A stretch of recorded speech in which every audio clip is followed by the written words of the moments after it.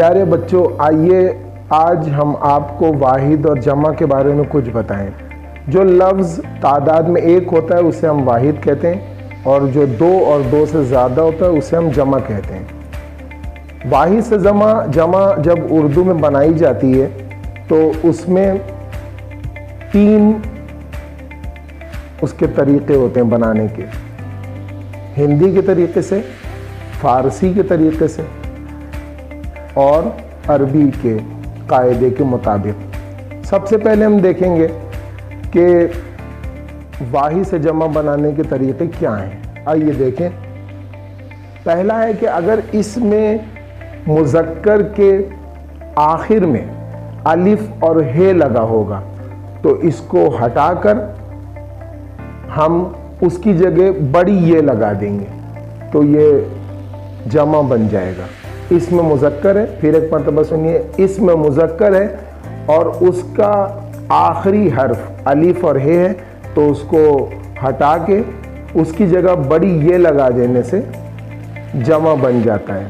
جیسے لڑکا، تو اس کے آخر میں الف ہے، ہٹا کے لڑکے، یا اس کی جگہ پہ ہم ایک لفظ دیکھ رہے ہیں گھوڑا، گھوڑے، اور عہدہ، عہدے۔ آپ یہ کہیں گے کہ یہاں تو ہے، یہ ہے میں اکثر مدرسہ بھی آتا ہے، چونکہ وہ ہائے خفی رہتا ہے اس لیے اس کو ہٹا کے وہاں پر بڑی یہ لگ جائے گی۔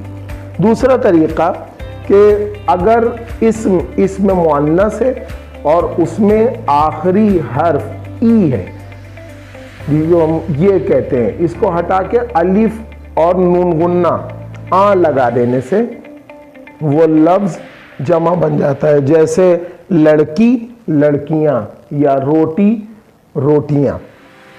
تیسرا اس کا قاعدہ ہے کہ اگر ای نہ ہو تو یہ اور نون غنہ ای ہم بڑھانے سے یہ جمع بن جاتی ہے۔ جیسے چادر، چادریں، یا تصویر، تصویر۔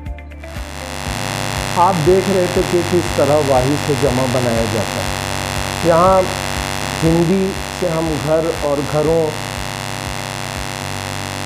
شولے، شولہ اور شولوں، اس طرح سے بھی ہم استعمال کرتے ہیں، واو اور نون لگا کر واحد سے جمع بناتے ہیں۔ اور اس میں کے کچھ قاعدے یہ بھی ہیں کہ اگر مؤنث لفظ واو یا الف پر ختم ہو رہا ہو تو ہم جمع کے لیے حمزہ، یہ اور نون غنہ ان کا استعمال کرتے ہیں۔ جیسے گھٹا تو ہم گھٹائیں کہیں گے، یا خوشبو تو ہم خوشبوئیں کہیں گے، یہ لگاتے ہیں ہم اس میں۔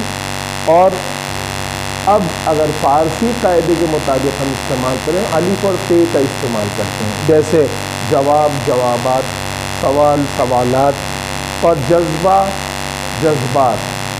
دیکھیے اس کو اس طرح سے بھی پیش کیا جا سکتا ہے، جذبوں اور سوالوں، یہ اس طرح سے بھی، لیکن مناسب یہ کہ جیسا سوال ہو اس طرح سے ہم کو اس کا جواب لکھنا ہے۔ اس کے بعد عربی قاعدہ، اقسام یا حکم، احکام، اور امیروں یا عمرہ دونوں ہم لکھ سکتے ہیں۔ یہاں ایک غلطی ہوتی ہے بچوں سے، کبھی کبھی کچھ الفاظ عربی کے ہوتے ہیں جس کی جمع آلریڈی ہوتی ہے، سمجھیے حکم ہے تو اس کی جمع احکام ہے، تو وہ لکھ دیتے ہیں احکام کی جمع احکامات، جو غلط ہے۔